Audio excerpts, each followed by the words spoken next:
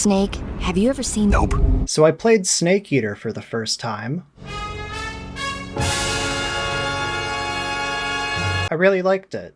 There won't be any major spoilers because what Snake Eater is explicitly about isn't super relevant to this video. Its themes are, though. So here's a quick summary for a bit of context. Set during the Cold War, you play as Naked Snake, an agent tasked with destroying a superweapon in Russian territory called the Shagohod. This is a gross oversimplification of what actually happens, but again, I don't want to go on tangents. Directed by Hideo Kojima, the first human whose body has been genetically infused with the medium of film, the Metal Gear franchise in general has a very cinematic presentation. Snake Eater is no exception. Another way it expresses its love for movies is through the character Paramedic, an operator Snake calls to save the game. You watch a lot of movies, don't you? Yeah? Cross-referencing my own second playthrough of the game, video compilations, IMDb lists, and the game's own script, Paramedic, among other characters you call, name-drops 38 films, ranging from cinematic classics to schlocky B-movies. Most of these have thematic relevance to the game itself, and all but few interest Snake, who just overall does not seem like a movie guy. Hey Snake, have you ever seen Forbidden Planet? No, can't say I have. I am, however, and since there's a remake coming out soon, I thought now would be a great time to go through every movie Paramedic talks about, no matter how fleeting the reference is. Some of these are only discussed in a single sentence, and I watched them anyway. One reason I wanted to make this video was to introduce these movies to viewers who might not be familiar with them. I haven't seen most of these myself. And another reason is to see how they influenced the game.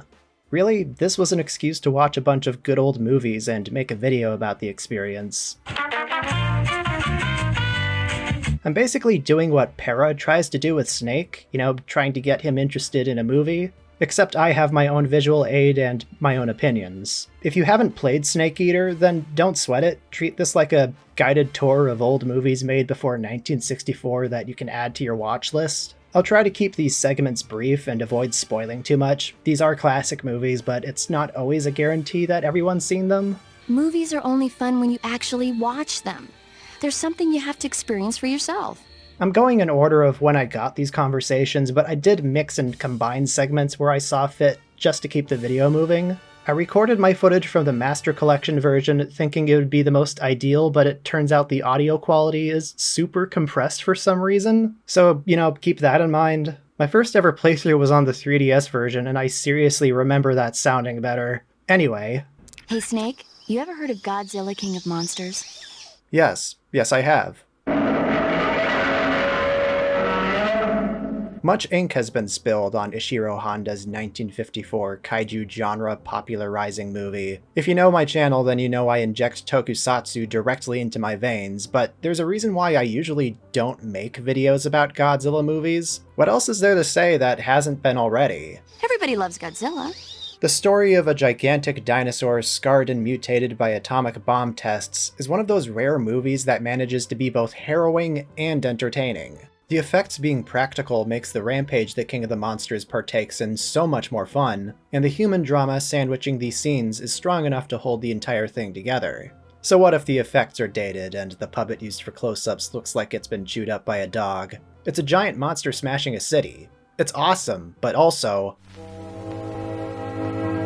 There are so many tropes and character archetypes that either originated here or were borrowed from American sci-fi, and to see it all wrapped up in a movie from a uniquely Japanese perspective, from filmmakers living in the only country that experienced a direct attack from nuclear weapons in a war, it gives this film more of a bite. It may not be my most rewatched entry, it really is that depressing, but it's easily one of the best movies in the franchise, if not the most important movie made in the kaiju subgenre. Gamera, Mothra, Mukadender, none of them would exist without Godzilla. But what about the American cut? This is the version Snake would have seen, after all. It's easy to write this one off, but I'll go up to bat for it. It introduces a new main character in the form of Steve Martin, played by Raymond Burr. All things considered, it's a respectful adaptation that maintains a lot of the original movie's harrowing tone, and the effort made to replicate the sets when incorporating the Steve Martin character are obvious but decent. Believe me, compared to like Gigantus the Fire Monster and Varen the Unbelievable, Godzilla King of the Monsters is a masterpiece. I'd still recommend the 1954 original over it, but it's worth seeing for comparison's sake. Kojima splurged on the game's budget, and Godzilla's the only one of these codecs to get visual aid. No other movie here gets that treatment. Godzilla's royalty. He deserves it.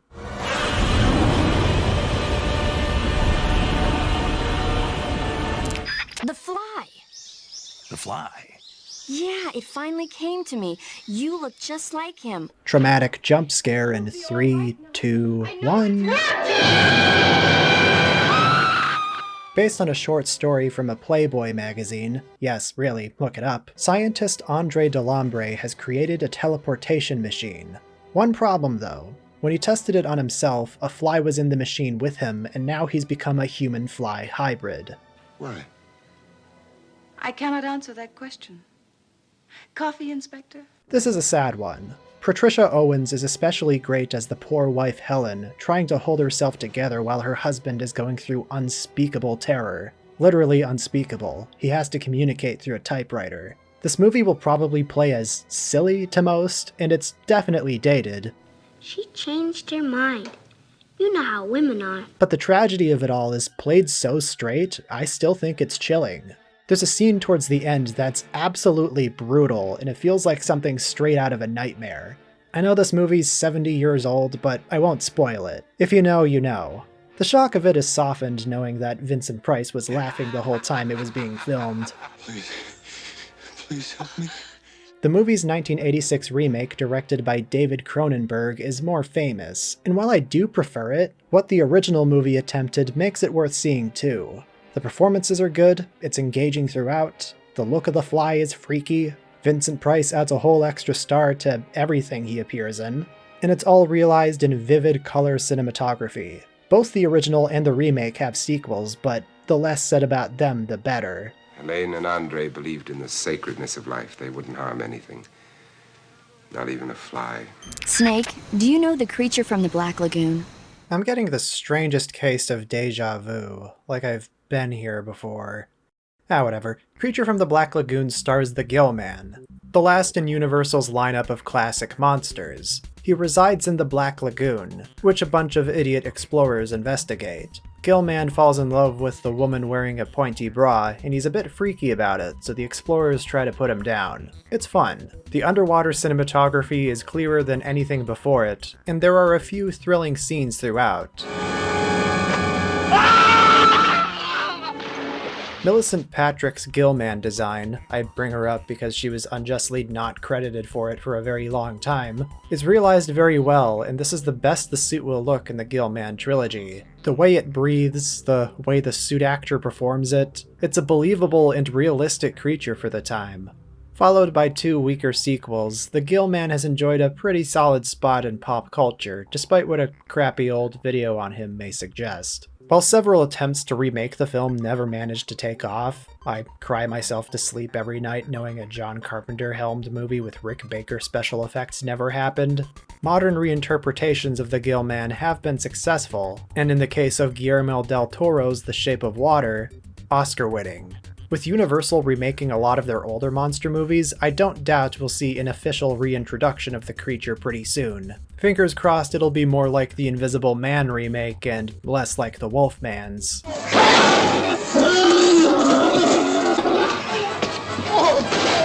Snake, have you heard of It Came from Outer Space? Yeah, you told me already. Directed by Black Lagoon and Shrinking Man's Jack Arnold, this 3D movie is about an astronomer and his wife investigating a crashed meteor, where they discover it's actually a spacecraft, and now there's a ghostly alien flying around replacing people with emotionless duplicates. This isn't one of those B-movies that waits until the last 5 seconds to show the monster. Nah, this thing is floating around causing chaos for the whole runtime. And the movie still manages to maintain the suspense and be effectively creepy, especially when the alien is first revealed. The eyeballs slowly coming out of the darkness set to theremin music is a fantastic first impression. Alien invasion stories from this time are often read as metaphors for fears of communist invasion. While this reading is accurate for movies like Invasion of the Body Snatchers, which takes some elements from this one, here the aliens and how the townsfolk react to them can be read as fear of foreigners in general, and it's got an optimistic perspective by saying that fear can be misplaced. The original story treatment being written by science fiction legend Ray Bradbury makes a lot of sense here. It's still pretty methodical and even a little tedious in its pacing. Come out where I can see you. No. And I can feel like it's a little desperate for scares at times, like Ellen is so jumpy it's ridiculous. But there are moments in It Came from Outer Space I was impressed by. The production design is competent, and the twist isn't anything I haven't seen before, but it was probably the first movie to do it. It's a cozy, cheesy time. There was a sequel, but it's also a glorified remake that was made for TV. It also doesn't look very good, so I'm ignoring it. It's just a Joshua tree. Snake, have you ever seen Invasion of the Body Snatchers?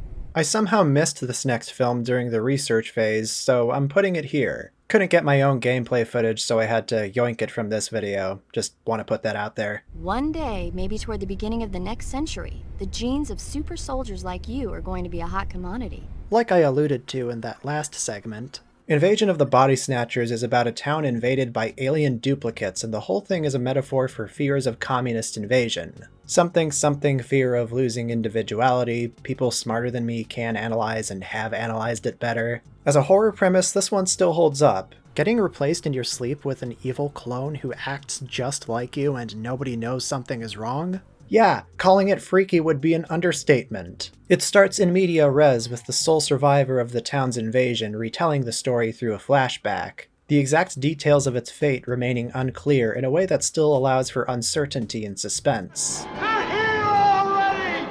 You're next! They're here already! You're next! You're next! Kevin McCarthy's erratic performance towards the end of the film is iconic, but also pretty funny. This and the noir-like narration and the communist metaphor, along with some very specific 50s-isms I can't quite articulate, date this one to being very specifically a product of its time, but like in a charming way. That's one of the reasons why I'm single. I never was there when dinner was on the table. Like many sci-fi movies from the 50s, it got a remake. Several, in fact. Though I've only seen the '78 version. The way it depicts the duplication process where the original gets the life sucked out of them is terrifying, and how it updates the themes to be more about becoming disillusioned by trends and the perceived collective brain drain of society, wow, this turned lofty all of a sudden, makes it the more timeless of the two, in my opinion at least. Big recommend. Pretty fucking bleak though. I might like the remake more, but the original is still worth seeing too. Please, listen to me. Something terrible. Please. You're next. Here they are. They're already here. Come. You're next. Shout out to It Came From Beneath the Sea too. I don't think it's even mentioned in the game, but I'm seeing IMDb listicles that have it, so I'm not going to talk about it, just pointing it out just in case it is there and I missed it somehow. Snake, have you seen the movie The Great Escape?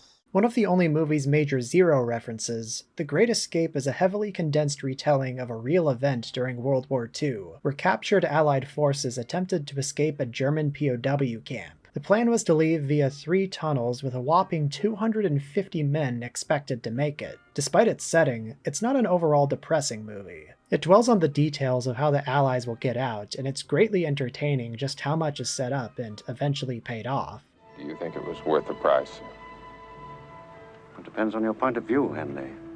It's the first of several movies referenced in the game headlined by Steve McQueen, whose character is trapped in solitary confinement for a majority of the movie, before flying into action in the famous final act. It's an ensemble where everyone is equally instrumental in the escape, and it's luckily a very, very good ensemble. James Garner, Richard Attenborough, Donald Pleasance, Charles Bronson, everyone is perfectly cast. Donald Pleasance as the soft-spoken forger especially. The friendship he has with James Garner's character stands out as the most emotional. What really helps The Great Escape work is how much levity there is to match the tension. Saying this was a historically dour time would be an understatement, and the movie does a great job of balancing its tone despite that. The gang earns plenty of jabs at the Germans, and I just leave this movie feeling uplifted. It's one of my favorites here. Kojima was a real one for incorporating the reference into the story of Snake Eater. I get it. You used the name of the tunnel they escaped in as your code name because you thought it would bring you good luck. Yes, that's exactly right. At least, that was the plan. But I got the name wrong. Oh my God, they found Tom. There was actually a video game adaptation in the early aughts, the same generation Snake Eater released. It seems to have 5 out of 10s across the board, but it's at the very least an interesting conversation starter. what other kind of movies do you like? Let's see. There's the Quatermass Experiment, and It Conquered the World, and Earth versus the Spider. Oh, and Mondo Cane. If you're wondering why the text suddenly switches over to French, that's a bug from the original PS2 release of Subsistence that never got patched. Not that I blame them for not noticing. This is an extremely obscure conversation that only triggers during the Virtuous mission, after she's already talked about the Fly, and also after Major Zero mentions the Great Escape early. She talks about Earth vs. the Spider and Quatermass in greater detail later, so I'll focus on It Conquered the World and Mondo Cane. And since she rattled them off in quick succession, I'll try to be extra quick with these reviews, which is fine by me, because the less I have to talk about Mondo Cane, the better. I already covered It Conquered the World in a Halloween special a couple years ago, while talking about its somehow worse 60s remake Zontar the Thing from Venus. Some of the only Corman rep on this list, Hallowed Be Thy Name. It's about a traffic cone-shaped alien taking over the minds of a small town. Lee Van Cleef pre-Italian westerns is also here. These Corman movies are interesting for featuring so many future stars, and the movies themselves are charmingly bad more often than not. This one was featured on Mystery Science Theater 3000, and boy do I bet you feel stupid for posting a comment pointing that out before finishing the segment. Consequently, the general mood is rather gay. Mondo Cane is harder to describe. I don't even feel comfortable showing full clips of it. By definition, it's a shockumentary, showing out-of-context footage of tribes and people from around the world, often juxtaposed with ones from the West to intentionally show how weird and shocking they are. I'm sure it was intriguing in the 60s when the world was still closed off, but nowadays this movie comes off as insanely racist. Hell, they even faked some of it. All the scenes that you are about to see are real. No thanks. Unfortunately, Mondo Cane was quite popular, so it ended up spawning a subgenre called Mondo films. These have more in common with horror movies than they do with being fair depictions of reality, and I have less than zero interest in them. I think her liking Mondo Cane was supposed to be a red flag. Did I say something weird? Forget it. Hey, Snake, have you ever seen Forbidden Planet? Hundreds of years in the future, a space-colonizing humanity sends a very tired all-male crew to investigate the planet Altair. There they meet Dr. Morbius, yeah, I was taken a little aback by the name too, and his daughter Alta, who's the first woman these men have seen in a while, so they act how you'd expect. Right from here, the view looks just like heaven. But screw those guys, this movie's got Robbie the Robot. You are a robot, aren't you? That is correct, sir. He's awesome. Robbie the Robot ended up becoming a prolific micro-celebrity. He appeared in shows like Lost in Space and The Twilight Zone. Where else do you think the robots in Fallout got their inspiration? Quiet, please. I am analyzing.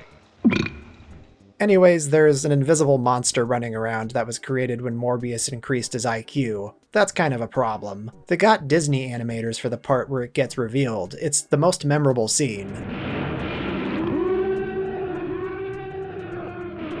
Yeah, this story is kind of an afterthought. The camera's gaze is more interested in focusing on the production values. The blend of matte paintings, miniatures, and compositing makes the setting feel large, and the soundscape is super unique. The uncomfortable scene where the lieutenant shows Alta what kissing is, it's very clinical and unerotic with the space noises in the background. There's a lot of oogling over the daughter character. It takes until the last 30 minutes for the stuff with the invisible monster to take off, so it's a lot of will they, won't they between her and the captain character. It's the worst parts of the movie. Speaking of the captain, He's played by a young Leslie Nielsen, 20 years before his serious acting career culminated in him wrestling a bear in Day of the Animals. After that, he pivoted to almost exclusively doing comedy. Excuse me, sir. I'm sorry I have to wake you. You a doctor? That's right. It's hard to take him seriously here because I just imagine a young Frank Drebin in the role. I crack up when he raises his voice. Well, me too, sir? No, me too, sir. We'll stand 20 extra watches. I'll have less dreaming aboard this ship. Surely you can't be serious. I am serious. And don't call me Shirley. While not in tune with modern pacing or entirely engaging on a story level, Forbidden Planet has a genuinely otherworldly feel that sets it apart from most 50s sci-fi movies, and it's worth seeing at least once. I guess things don't really change. There have always been Hollywood spectacle movies that aim to impress on an audio-visual level, with the story being more of a vehicle for them. I like it, but this is a movie I would put on in the background instead of giving it my full attention. Oh yeah, there's a space tiger too. Don't worry about it. Maybe someday you'll be able to turn invisible. Yeah, that'll be the day. Snake, have you seen Earth versus the Spider? Arachnophobes beware. For real, skip this one if you don't like close-ups of tarantulas. It's about a teenage couple finding a giant one in a cave. It offed the girl's dad, so they retaliate by seemingly offing it with DDT. After dragging it into a high school gymnasium and subjecting it to teeny bopper music, it wakes up and goes on a rampage. It's poorly paced and acted 50s schlock, but it's occasionally fun. Mike, I can't see. The spider screeches, which at first I thought was a weird anachronism, but in real life they do kind of chirp and purr, so, you know, maybe this is what they sound like when they're the size of a house.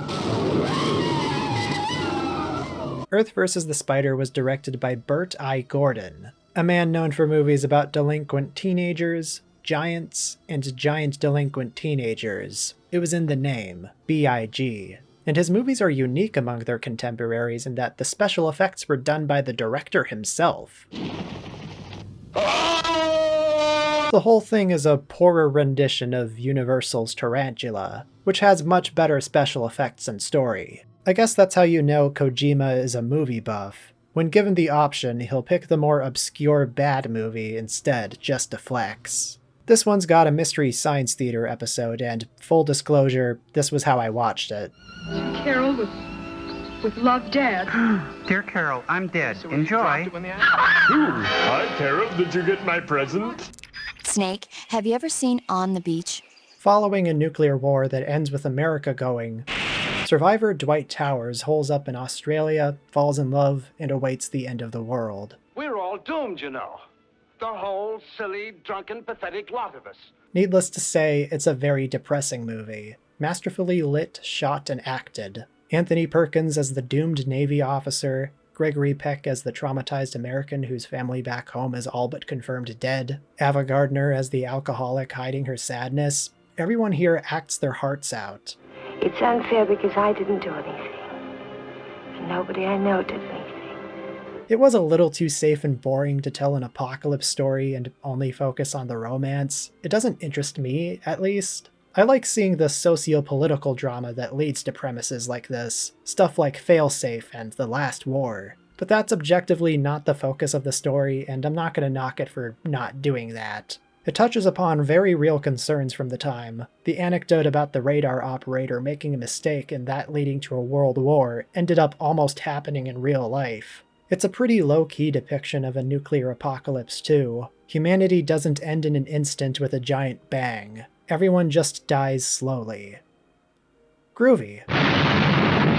All in all, it's the feel-bad movie of 1959.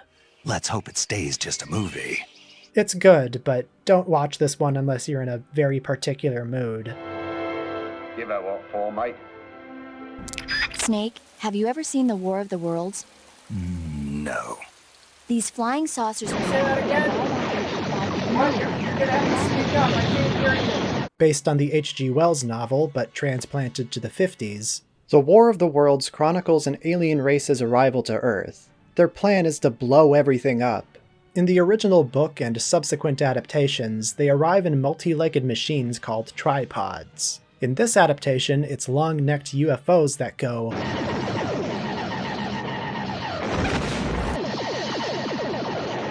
The sound design is awesome. These battle scenes are the crown jewel of this film. They're loud, they're chaotic, the miniatures and pyrotechnics are fantastic. It complements the colorful yet bleak cinematography that really does sell the scope of the action. Like, holy shit, this was 1953. A movie with effects like this is nuts. So nuts that they distract from how lame the characters are. The Martians can conquer the Earth in 6 days.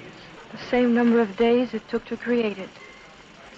There's an apocalyptic tone to this whole thing. In the same way the Steven Spielberg remake was a response to 9/11, this version has the cultural context of the Cold War and the fears associated. The UFOs are powered by nuclear energy, and the effect of their heat rays leave behind ash silhouettes, a dark reference to the aftermath of the atomic bombs in Japan. That's all horrifying and whatnot, but how good is the rest of it? Well, again, I like the look of it, and the titular war between worlds lives up to its name. It's just that it's missing interesting characters to go along with it. They're all stock, and their dialogue is hokey. Light? No, I'll smoke it later. I've also never been a fan of the ending. Haha, isn't it ironic that the Martians did all this planning, but the common cold is what does them in? No, it's a cop-out. Come up with something better, guy who's been dead for 78 years. Here's some other notes. The protagonist in this movie is named Clayton Forrester, who's the namesake for the mad scientist from the first 7 seasons of Mystery Science Theater. Would you just push the button? They remake these old 50s movies every 30 to 40 years, so I think we're about due for another. Update. A remake just got announced while I was working on this video. It looks very goofy. I should speak more carefully next time. Everybody out of here! Everybody out! Push the button, Frank. Medic goes on to talk about experiencing the Orson Welles War of the Worlds broadcast, and it leads into this exchange. No matter what station he turned to, no one else seemed to be reporting on this big history-making news story. Sounds like something out of the big broadcast. Oh, so Snake has seen a movie before. At least one, I guess. Because when he refers to the big broadcast, it could be one of 4 movies. The big broadcast of 1932, 36, 37, and 38. I don't have time to watch all of them, but they were basically a bunch of variety show style anthology movies starring the biggest entertainers of the day. Bing Crosby, Jack Benny, a bunch of other names. 2 of the performers in 1936 were Amos and Andy, and oh boy, do I not have time to explain who they are. To give an idea, I had to use a poster that didn't have their faces on it.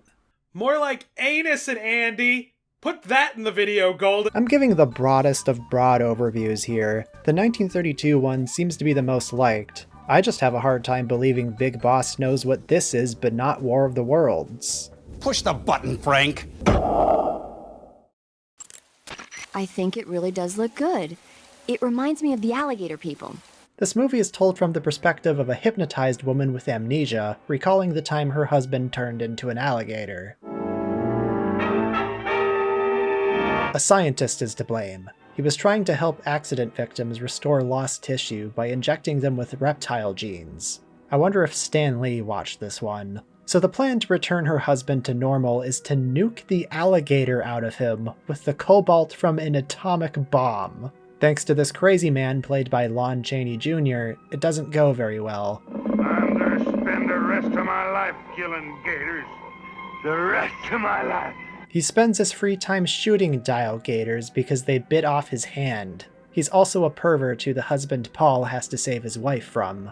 Would you believe me if I told you this was one of Chaney's more dignified roles in the 50s? This is all very interesting, Doctor, but you were going to tell me about Paul. They basically just did The Fly again, what with the framing device from the perspective of the traumatized widow. While the wide aspect ratio and good dramatic lighting gives this one a more prestige look, the dialogue and the performances, with the exception of Beverly Garland as Joyce, she's pretty good, really display how, at its core, this is just a really silly monster movie that happens to look nice. The makeup for Paul is alright, I guess, but the full Gatorman look is delightfully stupid looking. Any amount of suspense the movie built up to this point is sucked away by 50s Jar Jar Binks over here. I couldn't stop laughing. The Alligator People builds up a reasonable, if not hokey story up until the last 5 minutes, where the payoff to all of it is joyously stupid and wrapped up way too quickly. I enjoyed this one, but I won't say it's a good movie. Snake, have you ever seen For a Fistful of Dollars? The first in a trilogy of loosely connected Italian westerns directed by Sergio Leone and starring Clint Eastwood. There's a town full of Europeans playing Mexicans being threatened by bandits. Clint's badass cowboy character shows up, plays both the lazy law enforcement and bandits against each other, and profits from their scuffle. Real shit. I already loved the Dollars trilogy going into this project. They're some of the best westerns ever made. A Fistful of Dollars is no exception, it's also very good, but I feel like it starts in a relatively humble place. It's mostly set in 1 or 2 locations rather than the sprawling environment seen in the third movie. Because all the movies are so similar, it feels like a test run for the next 2 in terms of characterization and moments. Though there is something to appreciate in just how much more simple and to the point this one is compared to the epic lengths these usually have. Get 3 coffins ready. My mistake, 4 coffins. This is the most virtuous character Eastwood plays in these movies. Greed is still a primary motivator, but it was interesting to go back to this one and see him help a whole town without a guaranteed reward at the end. This is the closest he gets to playing the nice cowboy archetype these movies usually subvert. Ennio Morricone's score is almost a character itself, accompanying the cast like a looming specter that gives life to and accentuates the on-screen action. It's a great score, is what I'm saying.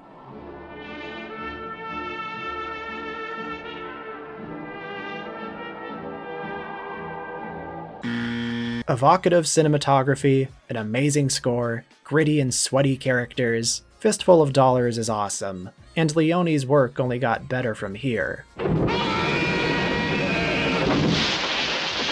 Infamously, the movie bore enough of a resemblance to the plot of Akira Kurosawa's Yojimbo that Japanese studio Toho, remember them, they're the Godzilla people, successfully sued the filmmakers and gained the legal rights to release the movie in Japan as, and this is how I would localize it, Western Yojimbo. Whatever it gets translated as, it's clearly meant to be evocative of Kurosawa's movie. That's the version that Hideo Kojima probably saw. This was one of a handful of movies Big Boss seemed genuinely interested in. It's really cool, especially the main character's stylish gunplay. Gunplay? Snake, have you seen 007 From Russia with Love? In the second of Aeon Productions' James Bond franchise, 007 travels to Istanbul and hooks up with a Russian woman who's secretly plotting against him on behalf of Spectre, the franchise's overarching evil organization. Rather, she thinks she's working for Russia, and she's unknowingly playing into Spectre's plan. It's complicated. You are not here to ask questions. You forget to whom you're speaking. Oh, so that's the lady they were parodying in Austin Powers. Really? As dated as it is in spots, there's a carefree tone to the whole thing I find quaint. It's such a tough balancing act that would be mean-spirited if it wasn't so silly. She should have kept her mouth shut. This movie is always moving from set piece to set piece. Every single action scene is a banger, and John Barry's pounding score is the cherry on top. Shout out to this scene where this guy's all like, ugh, fine, I'll kiss my insanely hot girlfriend, I guess. Back to the salt mines. And then they get sent to hell. This movie actually got a video game adaptation in the early 2000s, so I think Snake is more of a kindred spirit with Bond than he'd like to believe. Real spies are nothing like James Bond, it's pure fantasy. From Russia with Love. Great movie. There's a saying in England, where there's smoke, there's fire. Snake, have you heard of The Last War? I was gonna cover this one in a potential series where I go through Toho's non-Godzilla movies, but this project happened first, so I guess I'm breaking out the champagne early. This movie is set in an alternate timeline where the Cold War is dominated by the Alliance and the Federation. Take a guess who they're analogs for. An actual hot war breaks out and Japan is stuck in the middle.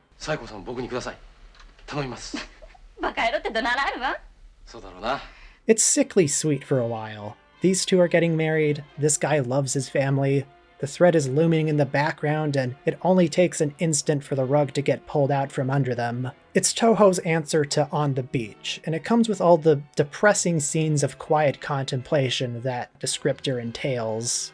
In fact, I like it more than On the Beach. Considering the country it's from, the panic it depicts has more of a bite to it, like it's coming from a more personal place. It's full of Toho's usual stable of actors, so the faces are going to be familiar to any Godzilla fan watching. There's Ide and Hayata from Ultraman in a quick uncredited cameo. Frankie Sakai's warm performance is especially noteworthy. He maintains this happy family man exterior that just gets whittled down to the point of tears by the end. It just breaks my heart.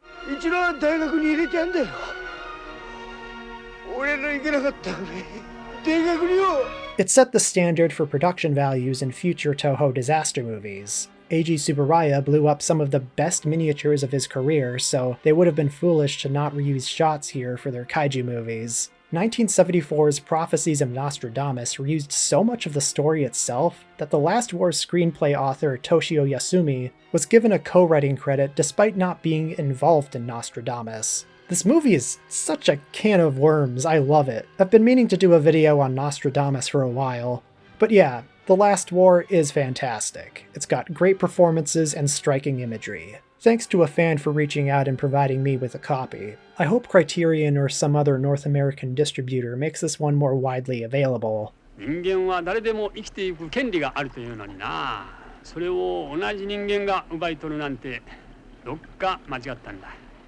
Snake, have you seen the movie Them? Prepare for a lot of grammatical errors with this one. This is a 1954 monster movie that opens with police officers finding a recently orphaned little girl. All she can say is, Them! It's ants. Them is giant ants. Them killed her parents. An ant that big could make a good meal. The build-up to Them is pretty spectacular too. The early scenes where we don't see the ants and instead hear them are pretty creepy.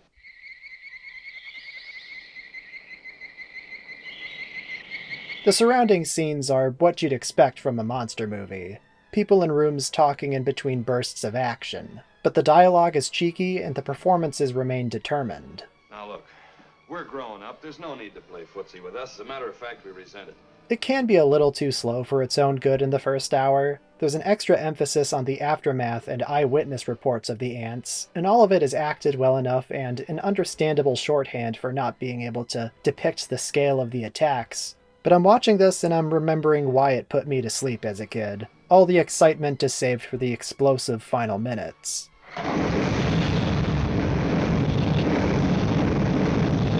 Them is everything you'd expect from an archetypical monster movie, and it holds itself together pretty well. The acting is decent, and the writing isn't bad.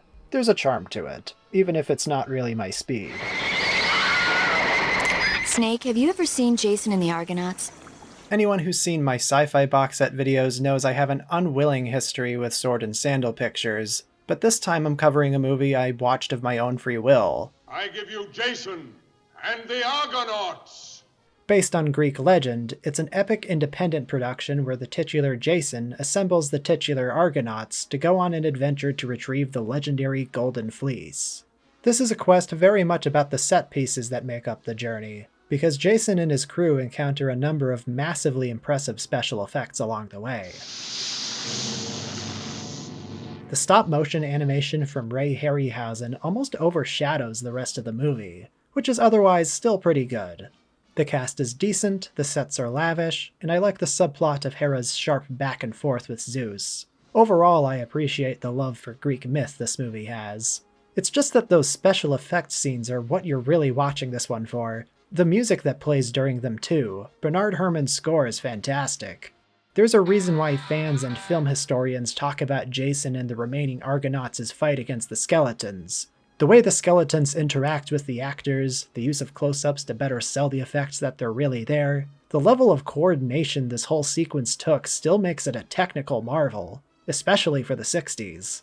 The rest of the movie is good too. I like it. Snake, have you seen Dr. Strangelove or How I Learned to Stop Worrying and Love the Bomb? What? I love Snake's reaction to the title. The sole Stanley Kubrick movie referenced here, the story is very, very relevant to Snake Eater, revolving around superweapons and Cold War tension. It's a dark comedy that starts with a crazy American general planning to launch a preemptive strike on Russia, because he's convinced there's an international communist conspiracy to sap and impurify all of our precious bodily fluids. Meanwhile, in a giant war room, world leaders are desperately trying to stop the bombing, and it escalates to a comically apocalyptic ending you've probably seen referenced somewhere before. Hey, see this sign? Sorry. The Dr. Strangelove in the title refers to a supporting character, and the gag with him is that he's a former SS scientist who got recruited by the US. He's played by Peter Sellers, who also performs 2 other characters. It would not be difficult, mein Führer. I'm sorry, Mr. President. Supporting character General Turgidson, played by George C. Scott, performs the part with flashes of Tim Robinson in I Think You Should Leave, and I think the resemblance is probably amusing exclusively to me. But I do say no more than 10 to 20 million killed, tops. It's not consistently laugh-out-loud funny, but it is consistently amusing. My favorite scenes are the ones where the president sheepishly calls the leader of the USSR, and the way he's just trying to defuse the situation is really funny to me. Dimitri, I'm sorry that jamming a radar and flying so low, but they're trained to do it. You know, it's initiative. It's silly, intentionally so. Kubrick's dry, cold direction conflicts with the goofy dialogue and character names, and that itself is funny. I just think I would have got more out of it if I saw it when it came out, and I wasn't thinking about how moments that were once jokes are now real. Since it was released, we've had actual man-babies representing America, conspiracy theorists, similar to the general who started the whole conflict, now have government positions they absolutely should not have, and similar close calls have since happened. So the exaggeration of reality here isn't that unrealistic. Jokes are real now. Gentlemen, you can't fight in here. This is the war room. If the movie ended with a pie fight like was originally planned, then it wouldn't have been that unrealistic, is all I'm saying. Dr. Strangelove is alright. Not my favorite Kubrick movie, but it can easily be someone else's. There's a plane passing overhead. I hope that's not a bomber. Have you ever seen a commie drink a glass of water? Interesting. How do you know all this stuff? I saw it in movies. Like White Zombie. Never seen it? Nope. Can't say I have. How about Plan 9 from Outer Space? I already talked about White Zombie for a Halloween special a couple years ago, so I'll make this quick. Bela Lugosi plays a voodoo practitioner using hypnotism to resurrect the dead, and along with his screeching pet bird, is tasked with taking control of a newlywed bride by a plantation owner. It's an incredibly slow-moving movie, but that's to its benefit. It feels almost like an artistic choice because it lulls the viewer to sleep, much like the zombies in the movie. While this movie's idea of zombies is based in Haitian tradition rather than the flesh-eaters seen in Night of the Living Dead, this is still considered an influential entry in the zombie subgenre. If you want to see something closer to Romero's slow-walking killers, you can look to Plan 9 from Outer Space. And this is when things get funny. The old man left that home, never to return again. This movie has a reputation for being the worst ever made. It's definitely not. Oh boy, no. There's a quality to the films of Ed Wood Jr. that makes them a billion times more fun than the crap I'm usually subjected to on 50 horror movie box sets. But Plan 9 is one of the funniest bad movies ever made. You see? You see? Your stupid minds! Stupid! Stupid! A trio of aliens in floppy clothing hell-bent on taking over the Earth execute Plan 9, which resurrects exactly 3 dead people. A Swedish pro wrestler turned cop, a horror movie host named Vampira, and the director's wife's chiropractor standing in for the late Bela Lugosi, who shot a couple minutes of footage for an unrelated Wood movie before passing away. They keep cutting back to it whether it fits or not. It's unnecessary to point out all the mistakes. It speaks for itself. Unknown to his mourners, his dead wife was watching. While I'm here, I want to recommend Ed Wood from 1994. It's a funny and heartfelt biopic about the man who directed this movie, with a lot of wisdom about creating art for art's sake. It's probably the last movie Tim Burton directed that's unanimously considered great. Where's the cockpit set? You're standing in it. Snake, have you ever seen the Guns of Navarone? Man, this one is fascinating for how many bones it shares with video games. Set in the middle of World War II, the Allies assemble a crack team of misfits to destroy giant German guns set up on the island of Navarone, Greece. They've got a linguist, a weapons expert, a demo man, a psycho, and a deadweight, among a couple others they recruit during the mission. There's the team. Pirates and cutthroats, every one of them. It's a pretty long adventure where time is spent on every grueling step of the infiltration, but it's that meticulous pacing that works to the film's benefit. Could the scene where the boat capsizes be trimmed? Sure, but the scene where they scale the cliff is tense because so much time is spent showing the characters preparing and climbing up the ropes. When one of them slips, I can feel my heart leap into my throat. Shoot the laundry boy. Are you crazy? And if the major gets in your way, shoot him too. With this being a team with each member specializing in a unique job, I can see the influence on multiplayer game classes, Team Fortress especially. The plan to infiltrate the enemy base and dismantle a superweapon is also pretty much the main goal of Snake Eater. Snake even has to set the explosives around the Shagohod the same way the characters do with the guns. It's also very Star Wars. That movie's already a melting pot of scenes and ideas from the past, and I feel like a little bit of Navarone is in there too. Come down off that cross of yours, close your eyes, think of England, and pull the trigger. There's a lot of good shit in the Guns of Navarone. Every actor in the ensemble is good, and I really enjoyed the methodical plotting that led to big payoffs. It's a long and slow one, but it's all going somewhere huge in the end. I was biting my nails during that final scene.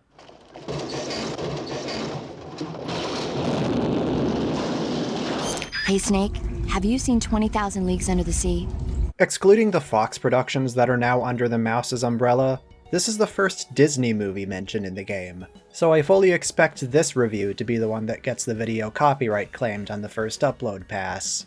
Based on a Jules Verne book, the story proper begins with a professor, his assistant, and a bard getting shanghaied by the nuclear-powered submarine the Nautilus, led by the organ-playing Captain Nemo, who's bent on revenge against the concept of imperialism after years of slavery. Valid, but he still has a problem with murdering innocent people. I have done with society for reasons that seem good to me. Therefore, I do not obey its laws. I wasn't familiar with the source material or the movie outside of some pop culture osmosis acknowledgement of a giant squid scene, so I was pretty intrigued and surprised by most of it. I liked picking up on names and ideas that have been iterated on since the book and movie's release. I just have this feeling I've seen this incarnation of Nemo parodied somewhere, though the movie does slow down way more than I think it needs to in spots. The underwater exploration scene goes on forever, and I don't think it would be a consequential change if the Cannibal Native sequence wasn't there. Naturally, since you invaded their privacy, they have every right to invade ours. But it's all strung along by that balance of humor and charisma from Kirk Douglas's Ned, and the anger from James Mason's Nemo. It's a pessimistic performance that curbs the movie's otherwise lighthearted tone when it needs to. Like Steve McQueen, Mason appears in a couple of these Snake Eater movies. Spoilers, but he plays the main villain in North by Northwest, which is coming up a couple entries from now. Kojima was a fan. It's my own recipe. Sauté of unborn octopus. I know 20,000 Leagues Under the Sea is a classic, but it didn't always hold my attention the same way some of the best movies here have. It's impressive, but I think it's just okay. Here, have a cigar. Hey, she likes him. Snake, have you seen The Magnificent Seven? Famously an act of cultural exchange, this is an authorized American remake of Akira Kurosawa's Seven Samurai. Instead of Japanese bandits threatening a village, it's Mexican bandits, and 7 cowboys are assembled to protect it. It's an ensemble cast of big names. Steve McQueen makes his second appearance here, allegedly trying to upstage co-star Yul Brynner every chance he got during filming. Despite sharing a handful of the same details from The Great Escape, including the director, I'm just not into this one, I gotta say up front. It's not a bad movie at all, it's well shot and acted, it's just that my one big takeaway from watching classic Hollywood is that I don't like American Westerns. I I can't quite place it. I do like the rustic qualities of the setting, but maybe it's the historically inaccurate heroism or something like that that just makes it all come off as phony to me. I love Italian westerns. Those aren't afraid to show how gross and morally gray cowboys were, and I just find that more interesting. This was my second attempt trying to watch The Magnificent Seven, and I acknowledge it's well made, it's just not for me. It might click someday. Listen, I've got 20 more movies to talk about. I gotta cut corners somewhere. Yeah. Well, see you. Snake, have you ever seen The Beast from 20,000 Fathoms? Based on a short Ray Bradbury story, a nuclear explosion in the Arctic frees a prehistoric monster. Wait, why did they do a test up there? What the cumulative effects of all these atomic explosions and tests will be, only time can tell. Even during a time when they put radiation in facial creams, this seems like a horrible idea. It's people like you that take all the fun out of watching movies. Always nitpicking and taking things too seriously. Honestly, why even bother? Anyways, there's a stop-motion monster running around, and it's awesome. The effects were once again done by Ray Harryhausen, one of his many monster movie projects from the 50s. The human stuff that makes up the other 90% of the movie is, riveting. Today it's monsters instead of leprechauns. Yeah, sure, it's serviceable, but the monster sequences are the highlight here. Tale as old as time, really. There's just so much personality conveyed with the Rhedosaurus. Even if academics of the day criticized it for not being true to real dinosaurs. Damn, tale as old as time. I love the way it plays with this car it steps on, how it tippy-toes around construction crates. The way that Harryhausen lit the beast integrates it into composite shots convincingly. Director Eugene Laurie, when he wasn't being a prolific art and production designer, seemed to exclusively direct monster movies like this. His other works including The Giant Behemoth, The Colossus of New York, and the best of them all, Gorgo. It went full suitmation like Godzilla, so in that sense the originator became the imitator. Famously, the Beast from 20,000 Fathoms is the most notable inspiration for the King of the Monsters. Godzilla was a cocktail of ideas, but it was when Toho executive Tomoyuki Tanaka was reading a trade journal, saw an advertisement for the Beast and said, let's do that the production on Godzilla began in earnest. The Beast may have been the first, but it's ultimately Godzilla who I think had the better movie. Godzilla just had more to say and show, both thematically and emotionally, for obvious reasons. The Beast from 20,000 Fathoms is still a fun time, though. Stick with this one for the Rhedosaurus scenes. They're really cool. Snake, have you ever seen North by Northwest? A lot of names about to get thrown around. Cary Grant plays ad agency executive Robert Thornhill, mistaken for a man named George Kaplan, the target of a conspiracy created by the US government. It's a bending narrative full of twists, and Thornhill is desperately flailing through most of it. At first to figure out who kidnapped him, then finding himself on the run from the law. The movie keeps putting him in wild scenarios, and every little sequence is cleverly set up. All of it built around director Alfred Hitchcock's usual trick of letting the audience know something before the characters do. Just when you think poor Thornhill has a lifeline, nope. Yeah, I'm part of the generation that saw parodies of the crop duster scene before the movie it's from. This is what a cornfield looks like, honey. It's an awesome scene, too. Thornhill gets dropped off in the middle of nowhere, and what follows is minutes of silence and setup before a thrilling release. It's like Hitchcock specialized in making thrillers or something. You're no fake. You're a genuine idiot. Thank you. It's always moving. At times it feels like it has the pacing of a modern movie, and it's pretty great. Full of inventive, purposeful camera work and striking cinematography built on angled perspective. This matter is best disposed of from a great height, over water. My only complaint is that I never really bought the romance that makes up much of the second half. Even knowing a lot of it is a trick that turns genuine, it happens really fast, all things considered.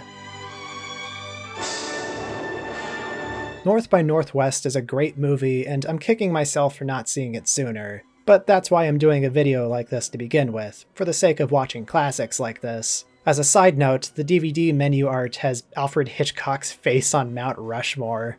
That's so lame. You gentlemen aren't really trying to kill my son, are you?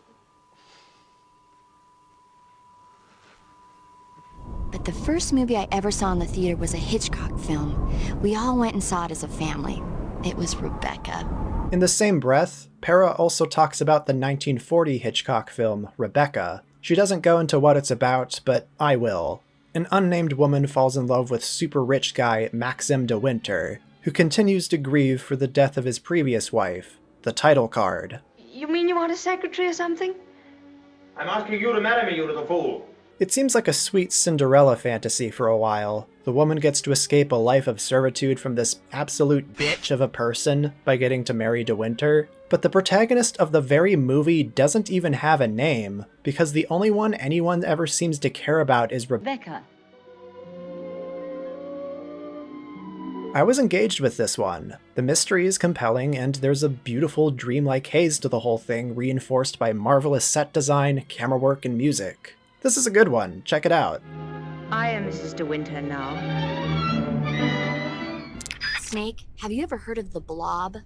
Released in 1958, the Blob concerns a creature from outer space that grows larger and larger the more people it eats. And it's up to a bunch of teenagers played by 20-somethings to deal with it, because the police sure as hell don't believe them. What saves this one from being a typical B-movie is the performance from Steve McQueen, playing a character named Steve. He brings this natural and candid sort of cadence to it that makes him really likable.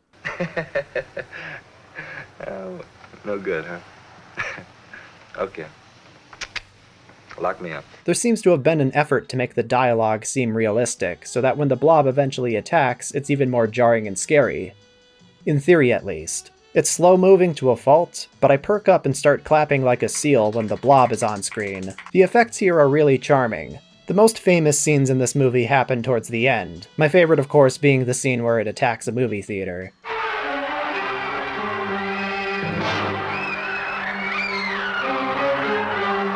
And the monster itself is so beautifully simple and surprisingly grotesque in how it kills people. I love the detail of it starting out as a clear substance and it turns blood red when it starts absorbing people. That's so creepy and gross. I can see why this movie left a footprint in pop culture.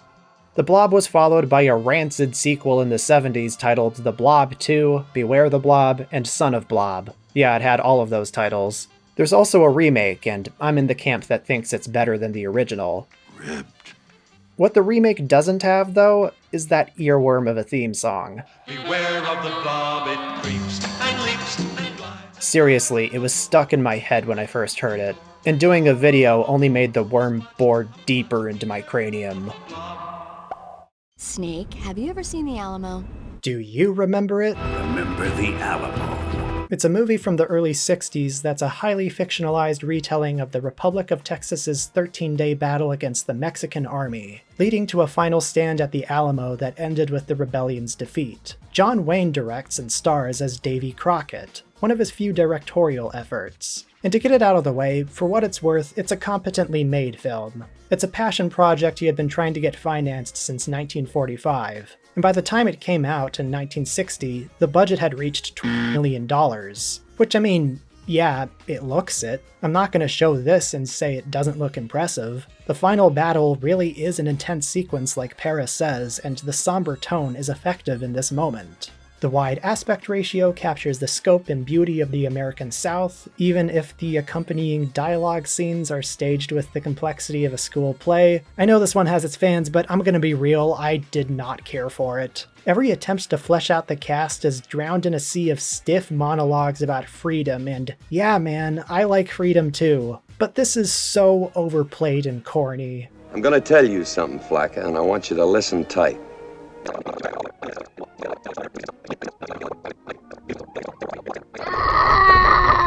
Richard Widmark as Jim Bowie is the only actor I thought was giving his all here. Every other character lacks the same emotional complexity, especially when they stop to stand on a soapbox. I'm a soldier's wife. My child is a soldier's child. We'll stay. By the end, I was just watching it for the spectacle. Though it's an empty spectacle when I don't really care about the fictionalized versions of these people. Every other nearly 3-hour movie I've talked about for this project felt like they earned their length. But the Alamo tediously rattles on and on to the point where I think it needed another editing pass to tighten the pacing, if not a rewrite to focus the narrative and save the monologues for key moments. And it used to be longer too. It's self-indulgent, needlessly long-winded, aggressively sentimental, and stiff as a board despite some impressive set pieces. The Alamo is a hollow epic. At least I think so. I also think I'm done talking about it. Have one of these cigars. Snake, you know the bridge on the River Kwai? Here's a movie that earns its 3-hour runtime by actually being, like, good. A fictional event set during World War II, Allied POWs in a Japanese internment camp are forced to build a bridge with a strict deadline. Truly a metaphor for game development. Kojima including this one in the game was a cry for help. The primary focus is on the British forces introduced to the camp, led by Colonel Nicholson, a man desperately clinging on to his leadership and British ideals, no matter how much they cost him his dignity. This is an actual textual, non-joke metaphor for Britain losing its position of power in the modern world. Here there is no civilization. Then we have the opportunity to introduce it. When Nicholson's methods speed up the creation of the bridge, he takes pride in it, and that leads to an awkward situation when an American who escaped the camp helps Allied forces blow it up. Last. This is open. River Kwai offers a surprisingly even-handed examination of differing perspectives and futility. From the very beginning, Nicholson is trying to impose rules on his Japanese captor, who's having none of it. These aren't the rules he was trained under. Do not speak to me of rules. This is war. This is not a game of cricket. Saito and his men are undeniably the antagonists in the beginning, yet they're not one-dimensional. Everyone's just tired of this war. Nicholson slowly emerges as the antagonistic force, and the moral complexity that comes out of that is interesting to chew on. It's a great movie, full of beautiful wide shots, the sound design is very atmospheric for 1957, the performances across the board are fantastic. Alec Guinness's monologue about realizing you're closer to the end than the beginning really hits, since this is the second to last movie I watched for the marathon. This is one of those movies that you hear is good and you think, it can't be that good. And then you watch it and it really is that good. Jolly good show, Major. Hey Snake, have you ever seen My Mother Was a Teenage Spider Queen from Mars? I can't say that I have. Neither have I. I don't know if it's a blessing or unfortunate that this one is a joke. I would have liked to see it. Snake, have you seen Curse of the Werewolf? I'm surprised it took this long to get to Hammer. They're a British studio that released a lot of horror movies which leaned a little more into blood and boobs. From the 50s through the 70s, they had a crack at the same monsters Universal did. And Curse of the Werewolf, directed by Hammer regular Terence Fisher, is their take on the Wolfman. A very, very different take. Here, dog. Here's your bone. Go on, come and get it like a good dog.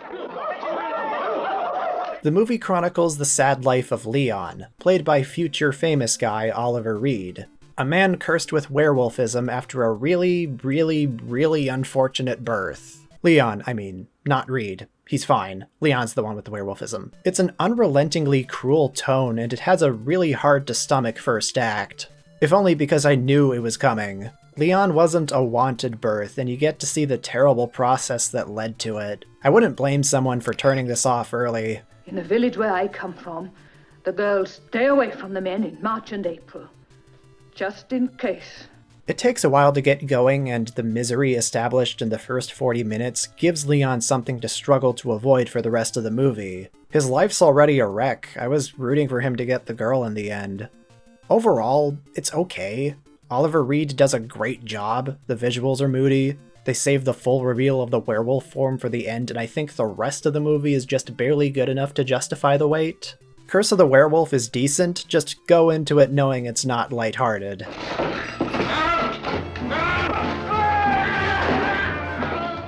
Snake, have you ever seen The Thing? The Thing from Another World is famously a loose adaptation of the novella Who Goes There, and was the basis for a much better remake in 1982 from John Carpenter. Yeah, I'm sorry for dogging on this one right away. Let's start over.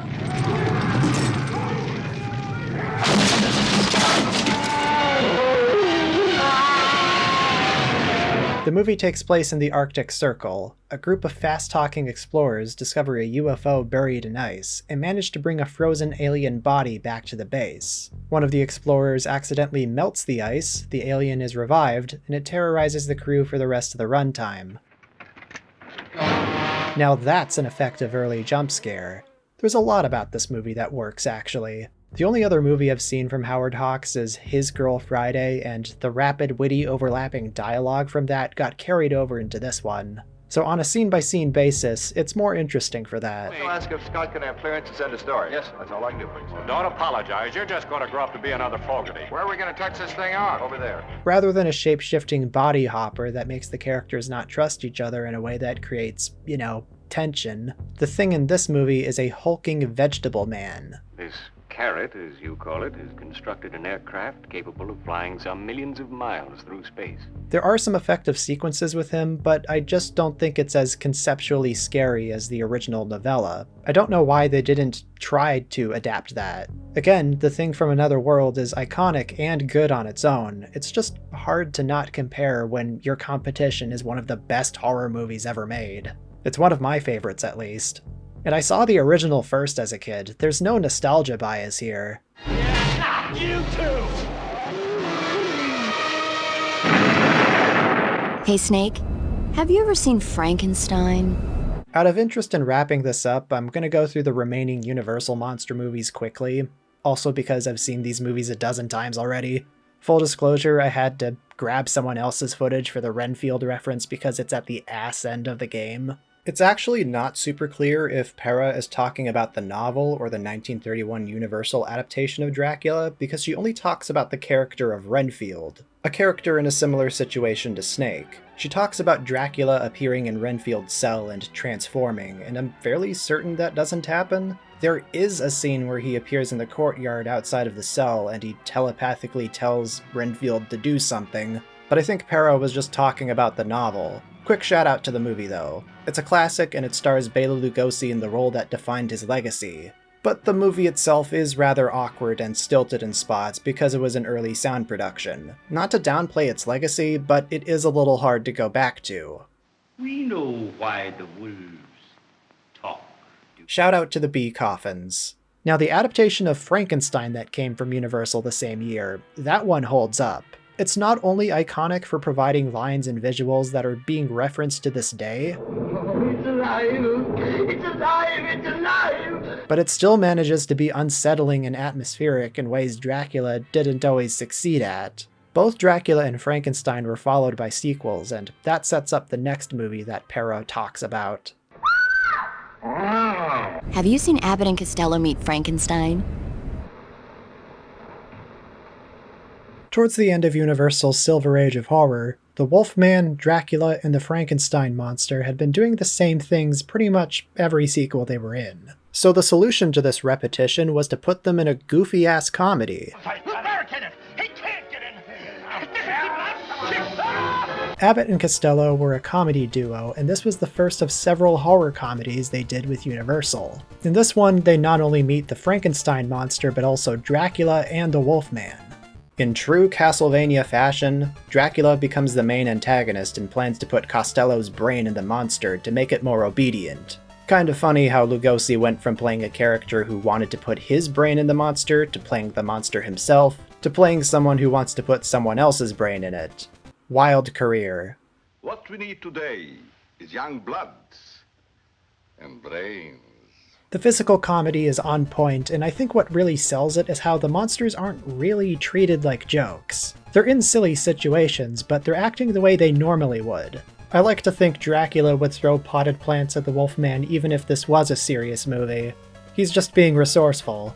The whole thing isn't laugh-out-loud funny. Comedy is pretty subjective, and this is almost 80 years removed from current culture. But I was smiling the whole time, so that's something. In a half an hour, the moon will rise and I'll turn into a wolf. You and 20 million other guys. Listen. This was actually Lugosi's second and final time playing Dracula on screen. Yeah, the role he's most famous for was handed off to other actors because Universal just didn't seem to like the guy. It's ridiculous. I'm a union man, and I work only 16 hours a day. A union man only works 8 hours a day. I belong to 2 unions. Still a pretty fun movie. Check it out if you like slapstick.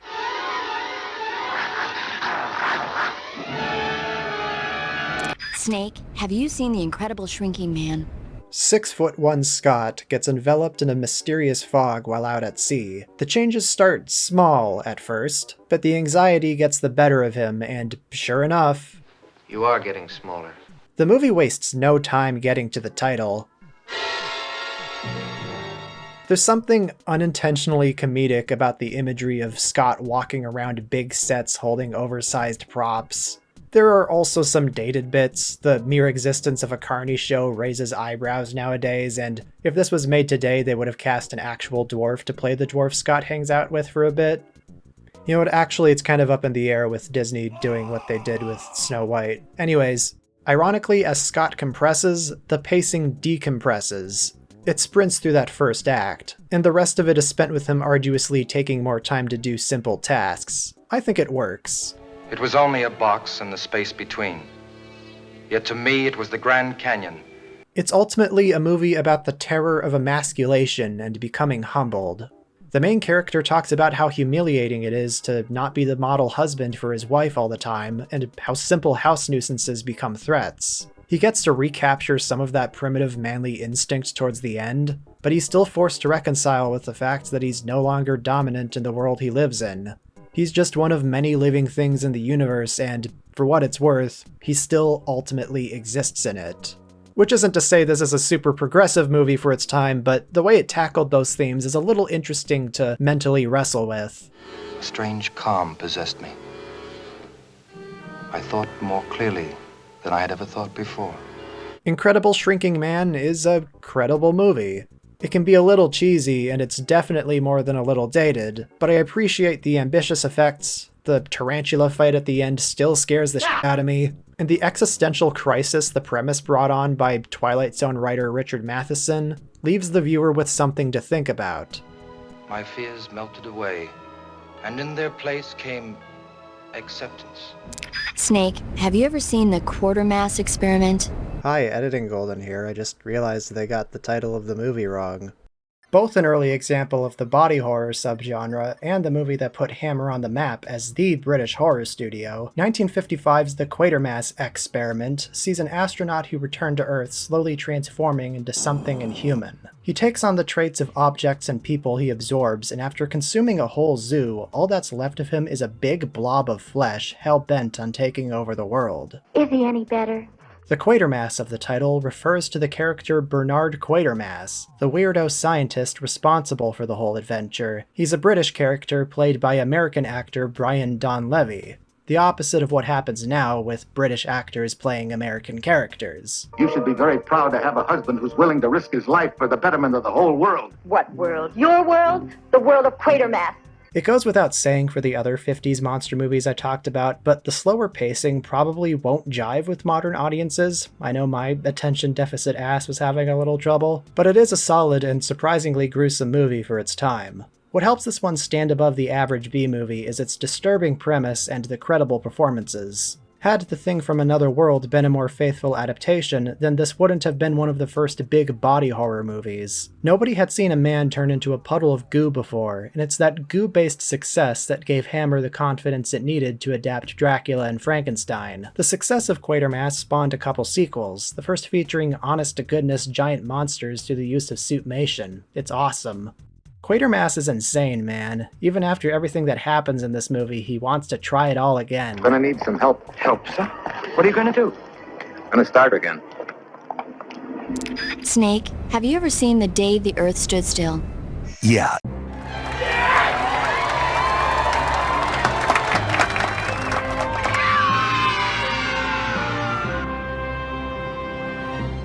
This is it. The last one. Holy shit, I've been doing this for 5 months. A flying saucer lands in Washington, D.C. Out of it comes Klaatu, a humanoid alien with nothing but humanity's bright future in mind. Unfortunately, it's the 50s and the army thinks he's a communist, so he gets shot. Intent on learning more about humans in person, he escapes captivity and sees all the shades people can actually be. He's very lucky that he looks like a handsome white guy. Everyone only sees him in the spacesuit at first, and he gets to see firsthand just how many conclusions people reach just from that. Well, if you want my opinion, he comes from right here on Earth. And you know where I mean. I can't keep burying the lead. I fucking love Gort. It's a robot who accompanies Klaatu, and it shoots laser beams at weapons. I already like the Starmen from the Mother series, which take some pretty obvious visual cues from this design. It's so simple and clean. Tall silver guy who shoots laser beams. Something something Ultraman.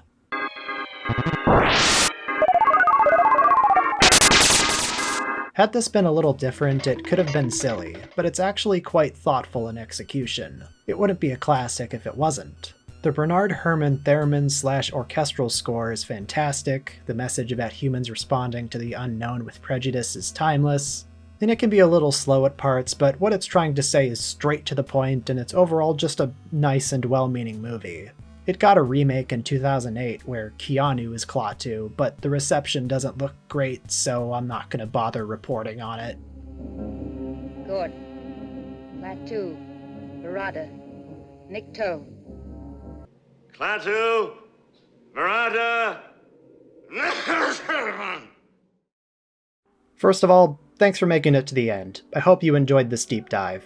In all honesty, I've been dreading writing the conclusion to this video because this was such a massive project, and pointing at specific things from these movies that influenced Snake Eater may come off as reaching, I don't know. But what is definitive is that there's a reason these movies were spotlighted. A majority of them were made as products of fears and anxieties about the Cold War, which is very relevant to the game. Even movies set before the Cold War are influenced by it. The Nautilus in 20,000 Leagues and the Martian war machines in War of the Worlds differ from their source material and are powered by nuclear energy. Almost all of the creature features referenced here happened because of nuclear testing or something like that. James Bond is all over Snake Eater, but that goes without saying. I could go on forever, but the point is that Metal Gear loves movies. Snake Eater especially loves movies. Video games in general love movies, half of them nowadays are trying to be one, and that's because movies are fucking cool. Thanks for watching.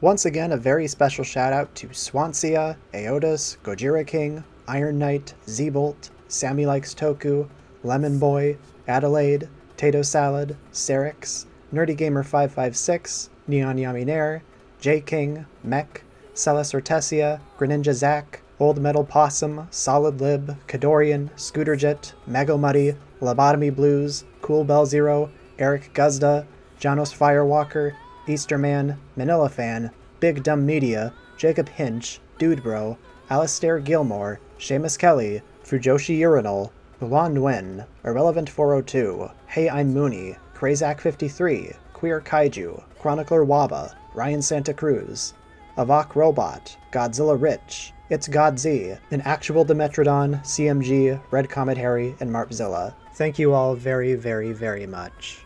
Let's hope the next big project also doesn't take another 5 months to